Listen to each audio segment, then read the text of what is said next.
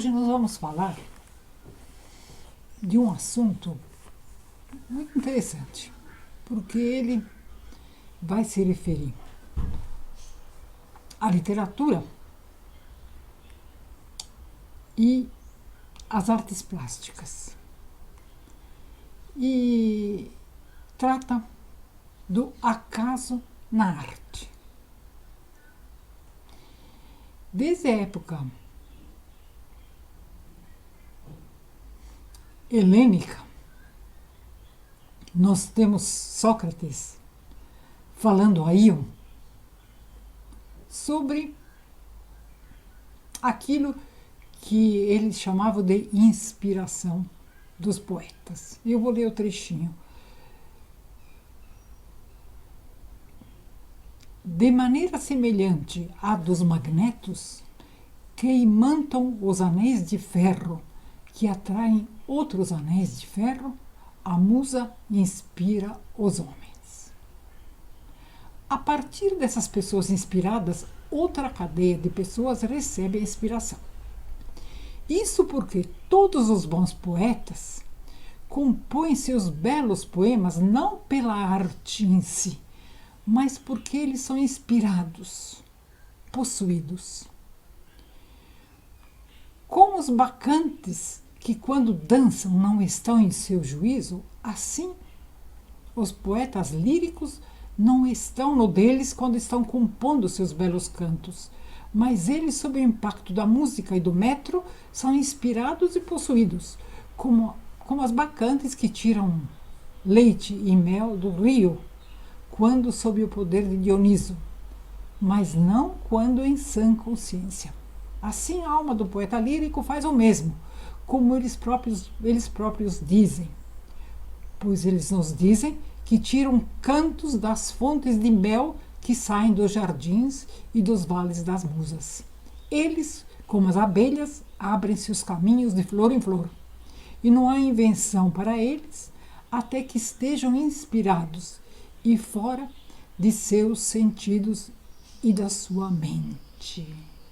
Se não atingir esse estado, eles não terão como pronunciar seus oráculos. Bom, essa era uma conceituação de inspiração que nos legaram os gregos, não é? E que valeu durante séculos, não é? Hoje em dia, a concepção que se tem dessa inspiração e a ambiência em que se dá a inspiração mudaram naturalmente, não é? Vamos dizer assim, a essa concepção se agregaram outras mais contemporâneas. E, particularmente, as concepções do acaso. Vamos ver, então, um pintor famoso chamado Francis Bacon, que é um pintor irlandês, né? Que foi entrevistado por um jornalista chamado David Sylvester durante 5 anos. E esse David Sylvester reuniu as entrevistas com ele e publicou um livro chamado Entrevistas com Francis Bacon, em 2007, pela Kozak Naif, que não existe mais, mas o livro pode ser encontrado. Entrevistas com Francis Bacon, que são interessantíssimas. E eu, então, selecionei alguns trechos dessas entrevistas, focalizando essa questão do acaso. Como é que o acaso funciona na arte? E diz, então, o Francis Bacon: a pessoa possivelmente se aperfeiçoa ao manipular marcas que foram feitas ao acaso. Marcas que ela faz de forma totalmente irracional. Quanto nós nos condicionamos através do trabalho e da constância, ficamos mais atentos para aquilo que o acaso nos propõe. No meu caso, sempre que um resultado me agrada, sinto que ele foi consequência de um acaso sobre o qual eu pude trabalhar. fazendo aquelas manchas, sem saber como elas vão se comportar, surge alguma coisa que de repente o instinto apreende como sendo aquilo que você poderia começar a desenvolver. Bom, naturalmente ele está falando da arte dele, que é de pintura, né? A arte da pintura. Então, continua. Quando se deixa o acaso agir, certos níveis mais profundos da personalidade vêm à tona. Eles vêm à tona inevitavelmente. Eles vêm à tona sem que o cérebro interfira na inevitabilidade de uma imagem. Isso parece provir diretamente do que resolvemos chamar inconsciente.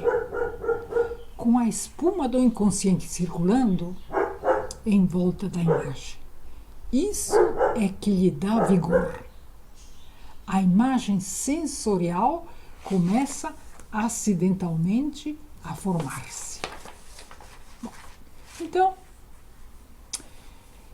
diz o Bacon a seu entrevistador, não é por acaso em volta disso que gira toda a arte. Que uma coisa seja tão factual quanto possível e, ao mesmo tempo, tão sugestiva, tão reveladora das áreas da sensação, em vez de parecer uma simples ilustração do objeto que se pretende fazer. É na estrutura artificial que a realidade do tema será aprisionada. E a armadilha a fechar-se sobre o tema deixará à mostra somente a realidade. Sempre se inicia o trabalho pelo tema, por mais vago que seja, para depois se construir uma estrutura artificial em que se aprisionará a realidade do tema com o qual se começou a trabalhar. O tema é uma isca. A gente criará um realismo equivalente ao tema, que passará a ocupar o lugar do tema. Sem um tema, você cairá automaticamente na decoração. No trabalho artístico, você entra numa espécie de transe mediúnico. Você age pelo instinto enraizado na cultura, porém, e na prática e no saber.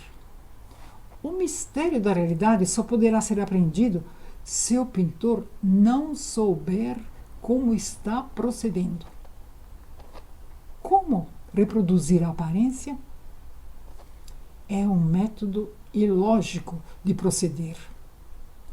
Um meio ilógico de tentar fazer aquilo que se espera virá a produzir um resultado lógico, no sentido de haver a esperança de que subitamente se possa fazer uma coisa totalmente ilógica, mas totalmente real, como no caso de um retrato, onde essa coisa fosse reconhecida como a pessoa retratada. Acho que a arte verdadeira é profundamente ordenada. Mesmo que dentro da ordem possam ocorrer coisas demasiadamente instintivas e acidentais, acho que elas brotam de um desejo de ordem e também de reconduzir o fato ao sistema nervoso de uma maneira mais violenta. De geração em geração, através daquilo que os artistas fizeram, os instintos se modificam. E com a mudança dos instintos, surge uma renovação da sensibilidade, que me leva a perguntar de que maneira, mais uma vez, refazer determinada coisa para que ela fique mais clara, mais exata e violenta. A arte é uma obsessão pela vida. Nossa maior obsessão somos nós mesmos. As pessoas gostam de achar um enredo escondido. Elas sentem falta de uma espécie de ficção na arte. Isso, então, no que se refere à pintura de Bacon. Vocês devem estar acostumados, né? Ele é o autor de uns retratos expressionistas, né? Quase que monstruosos, de personagens históricas que ele refez. E justamente a grande marca dele é essa violência, essa sensorialidade e, naturalmente, a obtenção da expressão da pessoa retratada, né? O grande segredo. Na literatura, existe um elemento racional mais forte do que na pintura. O elemento instintivo ao qual ele se refere se prende ao estilo do escritor. O estilo do escritor é a sua forma de ser, nós veremos mais adiante, e aí é que entram componentes de instinto, de persona, de cultura assimilada. Mas, na hora de elaborar um texto, na hora de escrever um conto, mais do que na pintura, entra o elemento intelectual, o elemento lógico. Essa é a minha opinião. Existe entre nós uma gravurista muito interessante que escreveu vários livros. Ela foi professora na Universidade de Campinas e ela se chama Faiga Ostrower. Faiga Ostrower, nós dizemos, não é? Ela escreveu uma série de livros, entre os quais Acaso e Criação Artística. Foi publicado em 1995 pela editora Campos.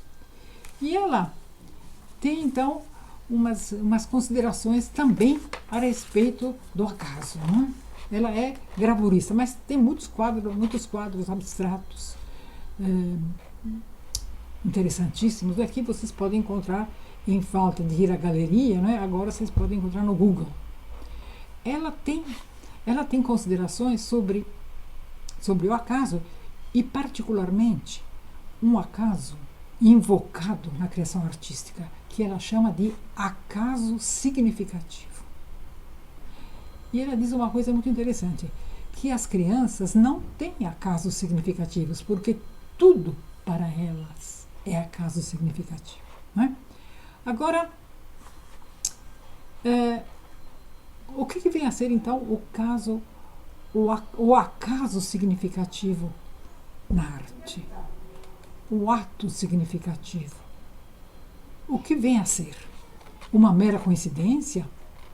A sincronicidade? O catalisador que potencia a criatividade? A sugestão de um tema? A exacerbação de algum mito pessoal? Bom, pode ser qualquer um desses elementos, mas o que importa e o que é indispensável é o envolvimento desse acaso significativo por uma ambiência que propicie a eclosão da semente e seus desenvolvimentos por meio da linguagem verbal e não verbal. As formas visuais não apontam para dentro do seu próprio conteúdo, e sim para fora, para algum significado alheio, para algum significado outro que também existe sem elas. E, no caso, a psicanálise ignora na arte a existência de uma linguagem própria, constituída por termos de alto teor sensual que permeia os significados criados. O estilo representa a experiência da personalidade adulta dentro do contexto de determinada cultura. Obras são respostas a uma vida vivida. A linguagem artística, de forma, de palavra, de condensação de experiência, consegue expressar a fluidez dos sentimentos e integrar os vários níveis. Na experiência artística, sempre existem tensões. Já este ponto demonstra o quanto, ao recorrer à simples descarga de tensões, aquilo que se chama de arte-terapia se afasta da arte.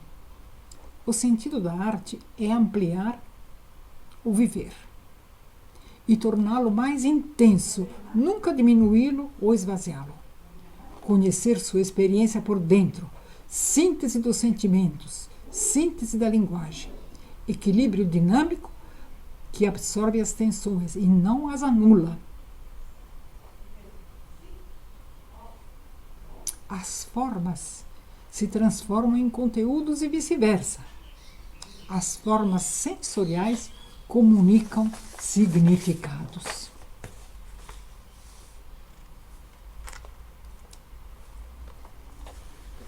Na poesia, as palavras dentro da forma adquirem densa significação. A forma é fundamental na poesia. As linguagens simbólicas se fundamentam pela conversão formas-significados.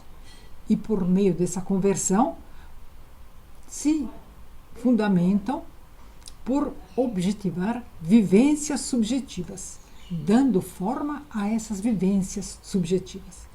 Na ciência, ao contrário, parte-se de um modelo, formula-se hipóteses, o que já é meio caminho para a resposta. É muito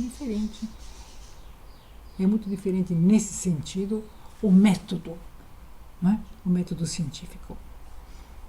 De acordo com o historiador da arte, Giulio Carlo Argan, famoso, né?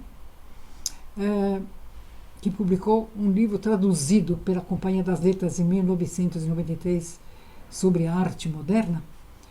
Ele mostra, então, segundo ele, onde estão os valores na arte e por que os valores da arte implicam a ética da arte. Então, eu vou condensar.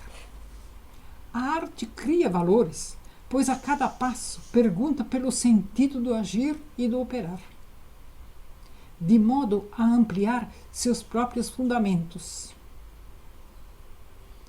Ético é o fazer, estético é a projetualidade. A consciência que apreende uma obra de arte realiza uma redução fenomenológica que leva a uma colocação entre parênteses do mundo objetivo. A isso foi dado o nome grego de epoké. Ocorre uma ampliação de consciência através da sensibilidade. O estético encerra o ético.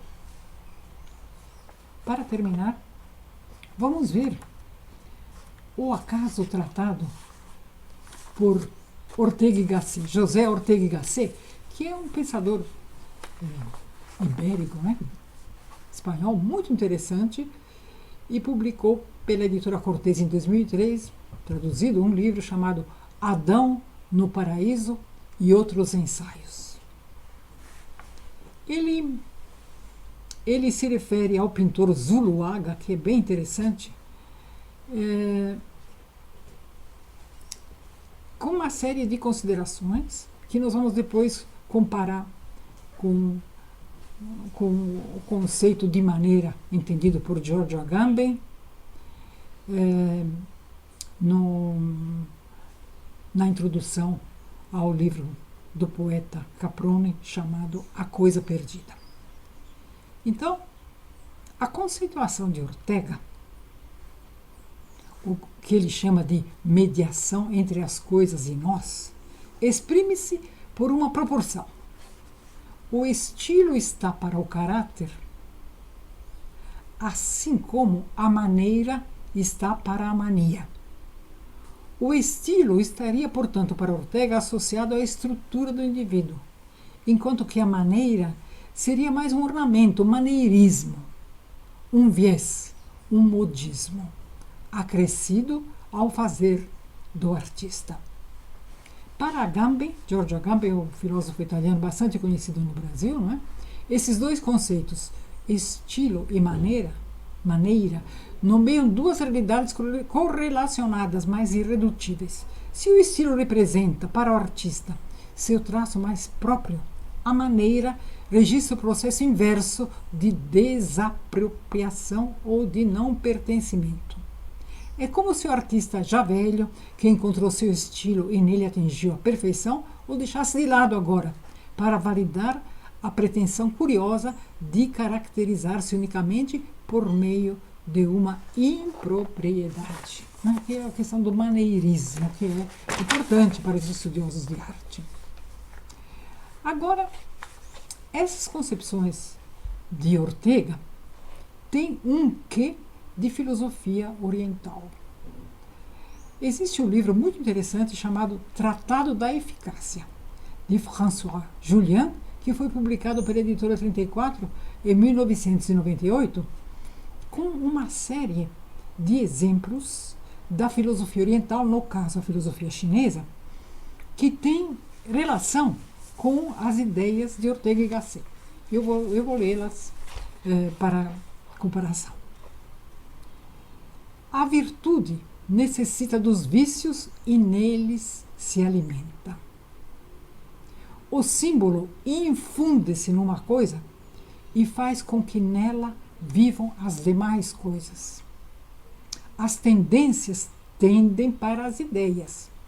A arte é a conquista da forma. Os três componentes da vida humana: vocação, circunstância, acaso.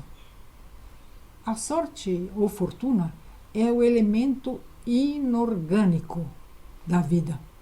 O artista pinta a mitologia às avessas. A realidade é vista como fantasma. A dissociação das opiniões permite compará-las. A eficácia é a adequação entre fins e meios, situações e consequências. O que importa não é a ação, é o modo de transformação. As figuras se convertem uma na outra. O acaso é aquilo que, nas lacunas do ser, segundo Heidegger, ou nas lacunas da ação divina, permite à iniciativa humana se insinuar. O acaso é efeito da contingência, não devido à inspiração de um Deus, mas sim à indeterminação da matéria. Na falta da providência, o que importa é a prudência e a virtude. A arte, tekné, o acaso, tiké, e ocasião, kairos, eram os nomes que os antigos gregos davam a esses três elementos. A ocasião situa-se entre a arte e o acaso. A ocasião vale-se da circunstância e do acaso. O acaso é o início da ação. A ocasião é o instante da chance. A ocasião é o desencadear-se do potencial e não deve ser perdida. A ocasião é o impulso fulminante da ave de rapina. É o momento mais adequado para se intervir no processo já iniciado. A virtude, enquanto eficiência, se exerce sem transcender. O sábio rende-se à naturalidade do processo e espreita a tendência do processo. Com isso, faz com que o mundo se lhe renda obrigatoriamente. Eu acho que esses conceitos podem ser meditados, né? Eles têm muito a dizer para qualquer artista, né? De qualquer modalidade. Isso.